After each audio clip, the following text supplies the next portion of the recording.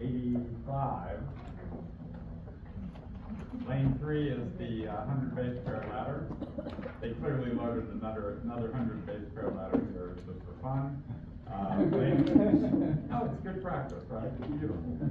I put it in the wrong one.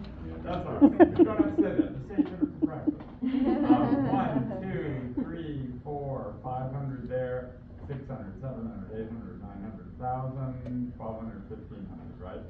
Our PCR product should be right around 300, and there we go. Partner number 1, undigested PCR product. If it's undigested, it should be at around 300, and there it is. And if you get a cut, remember that you get a 238, and a 65. So here's 238 right here, right? That's 200, so that would be the 238, and the 65. Very hard to see because it would be down here below the 100. Sometimes we can see it, sometimes not. It's going to be very faint. I'm not seeing it. But if you get the 238, you know the 65 is there. All right. So if we have a band at 300 and a band at 238, then this individual must be a heterozygote, right? So this indicates the little t allele because it didn't cut, and this indicates the big T allele because it did cut, so a heterozygote, right? On this one, we have the uncut again, and then on the cut, now we have the 238, and now we can see the 65 really clearly on this one. There's no band at 303, so this individual is homozygous big T, because we're only seeing the cut. We're not seeing uncut, so no little t, okay? So that means that person is a big T. Let me show another one.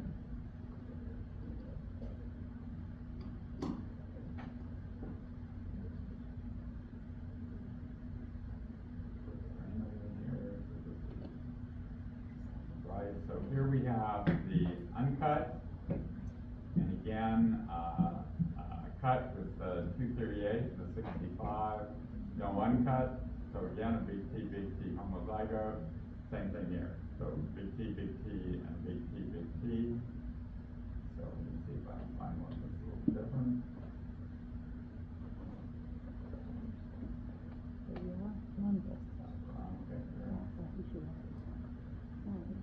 Okay, so here we have the uncut, and then again we have an uncut and a 265, so again a heterozygote, right, heterozygote. And again we have the uncut and then all cut, so all 265 or 238 with 65, and so again a big T, right? I'm looking for a little t, but that's going to be harder because we only have 6 non-tasters in the class. Go to Vern. One more down. Okay. Thank you.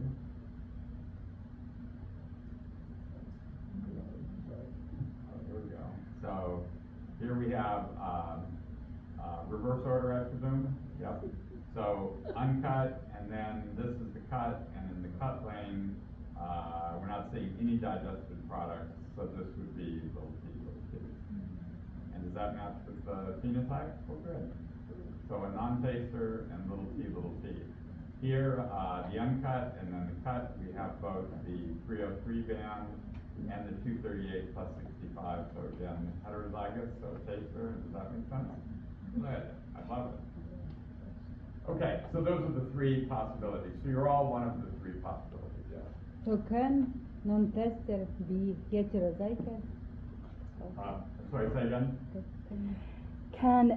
Basically, so mine was the first gel, and I'm heterozygous, Right. but I don't taste. But you don't taste, right. So that happens sometimes, and that's because the ability to taste PTC is primarily controlled by this one gene, but there are other genes that impact the ability to taste. These are genes that have a smaller effect, so it's not completely a single gene trait. So this gene is the most important gene, but there are others, and so it's possible that you can be big T, little t, or big T, and not face because of these other genes.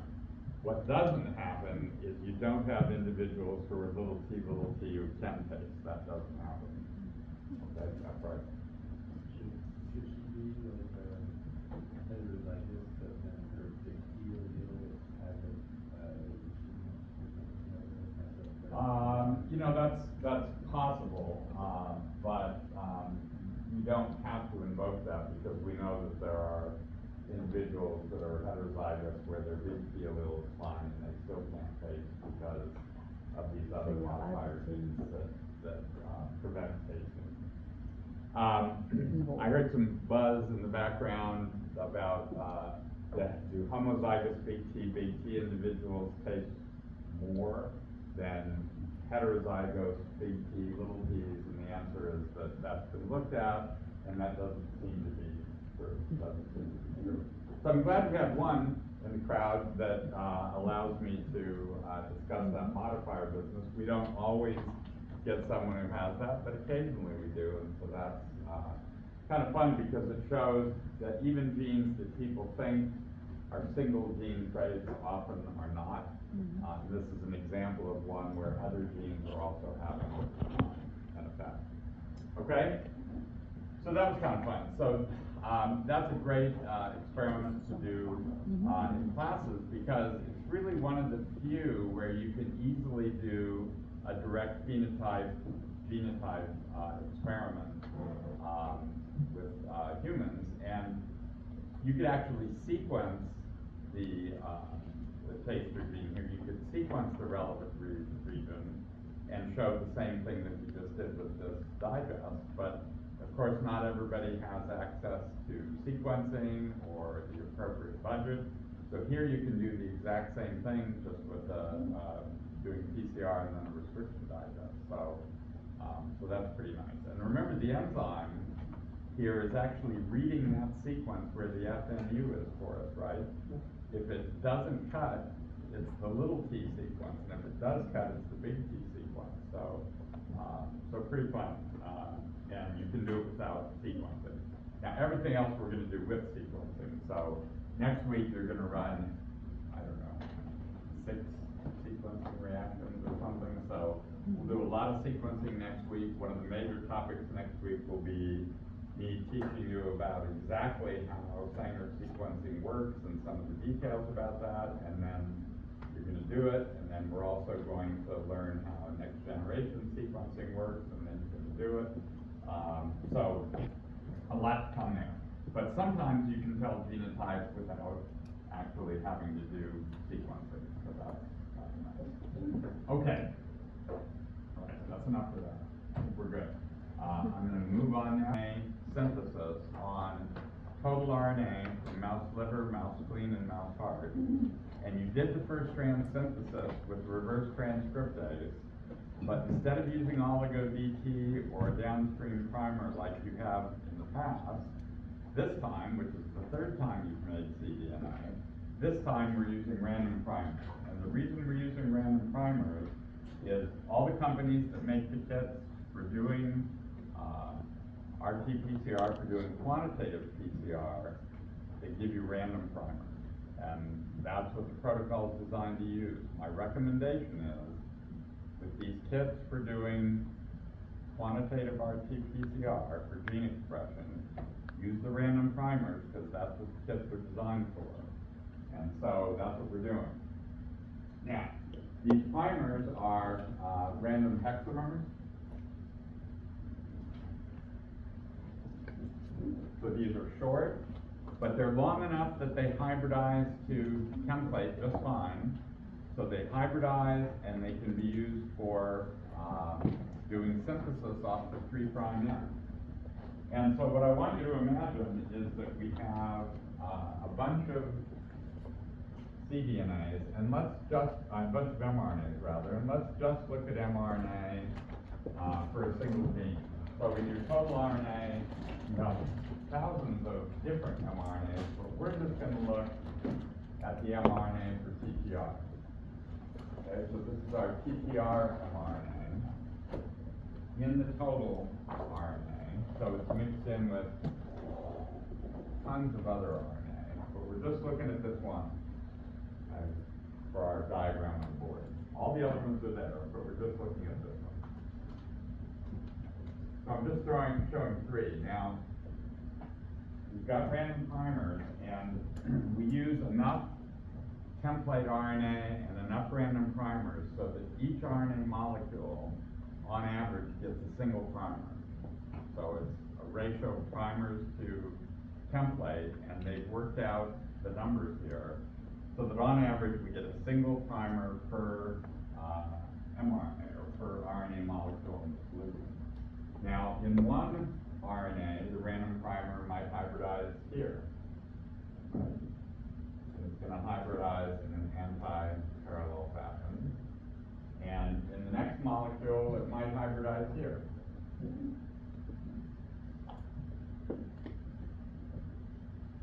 And in the next molecule, we might get a random primer hybridizing here. Now, these random primers are truly random, and every possible sequence is in the random primer. So that means that you don't know for any one molecule where a random primer is going to hybridize. It can be anywhere, right?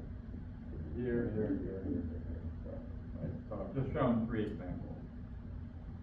Now, once you've hybridized the random primers, then the reverse transcriptase can take over, and from the 3' end, we'll copy and make first strand cDNA.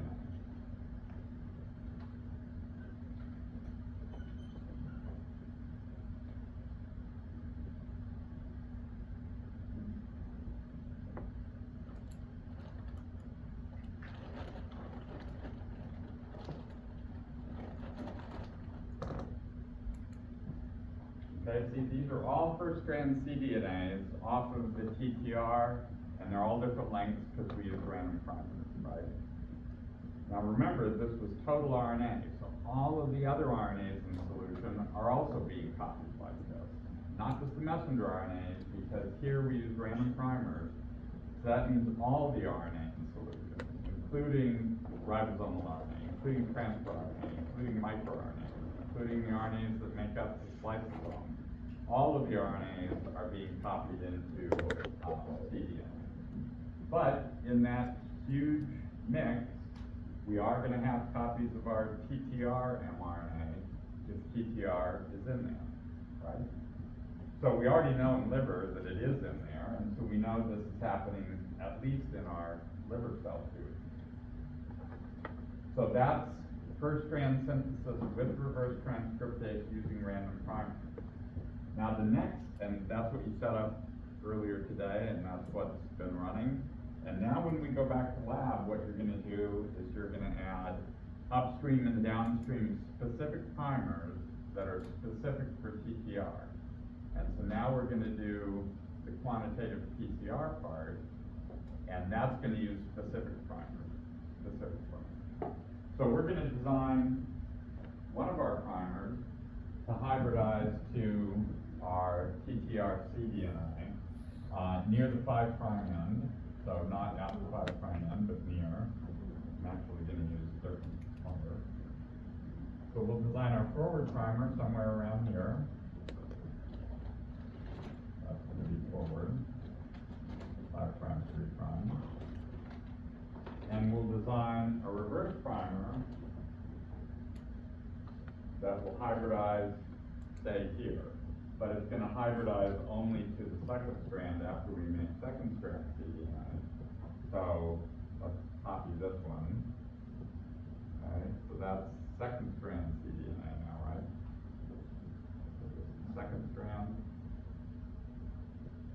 cDNA. I'm only doing this on one of the molecules. Second strand cDNA. Okay. Now our reverse primer, running out of color options here. Our reverse primer, let's say we design here. There's our reverse primer.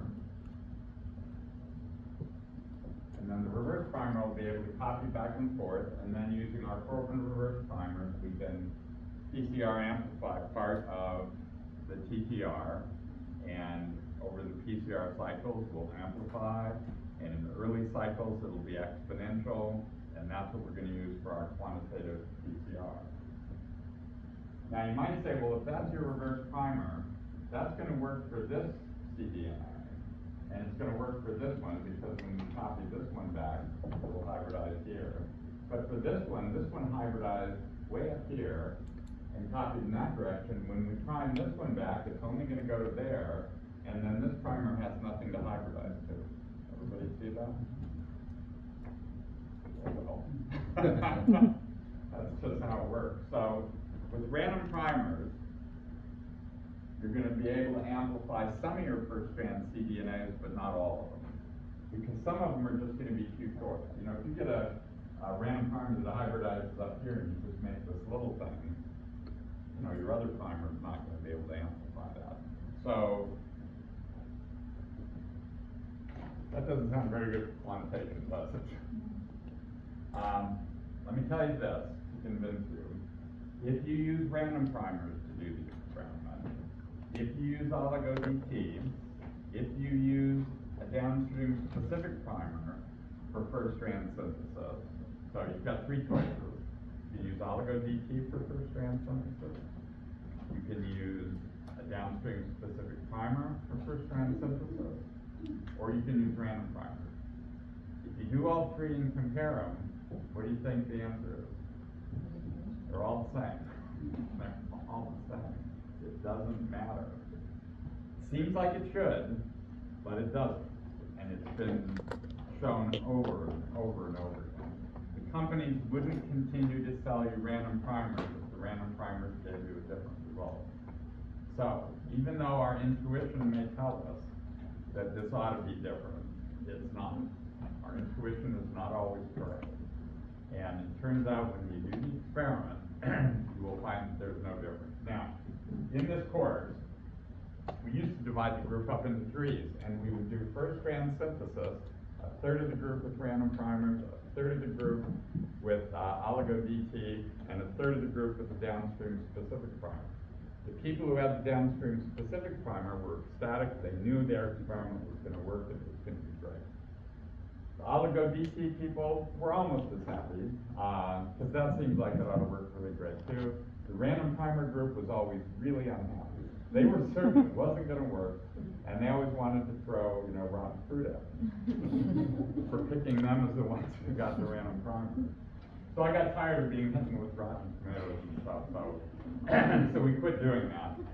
So now you're all going to do random primers. So we're all going to make you miserable. We're going to make you all miserable.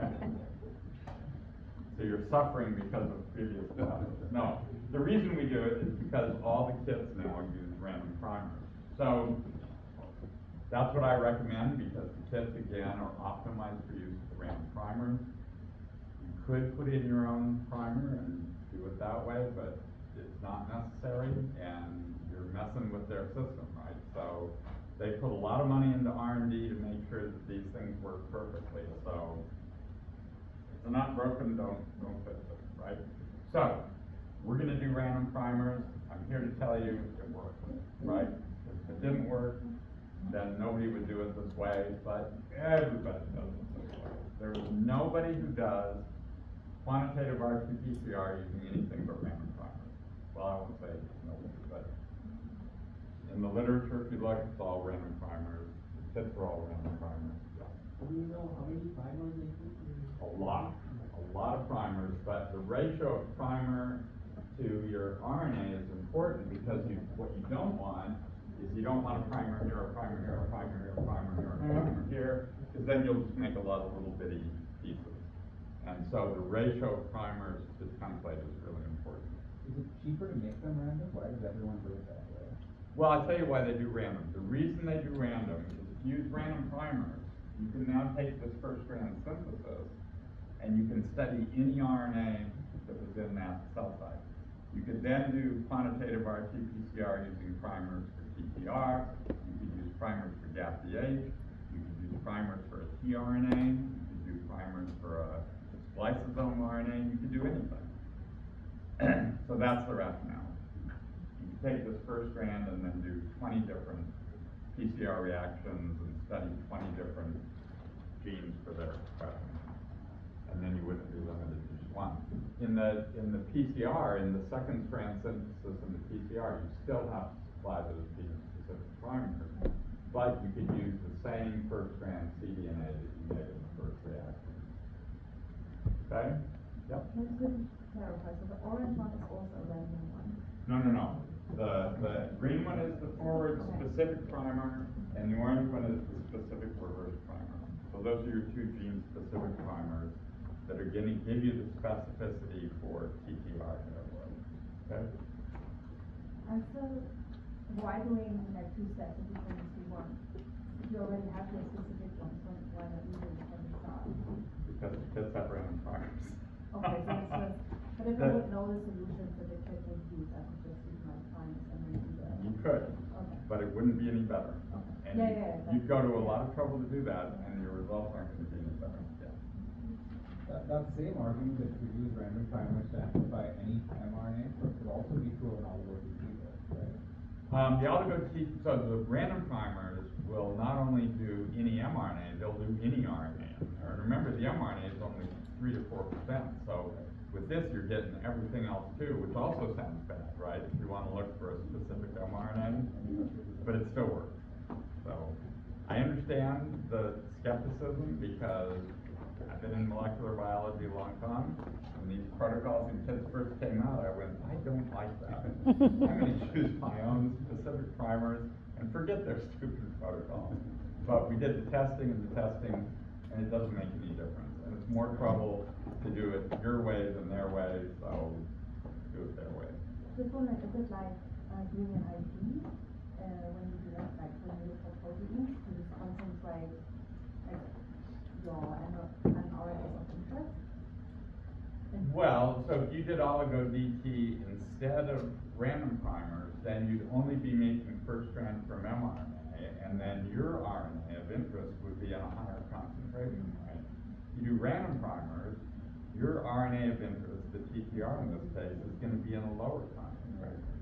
But PCR is so sensitive that it doesn't matter. How long are the random primer sequences? Excellent. 6 long.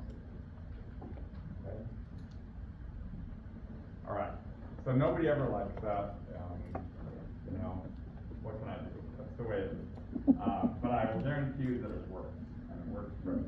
Okay, so let's do the protocol. Even though we're all unhappy, we're going to do the protocol anyway. And I understand that it's Saturday, and you're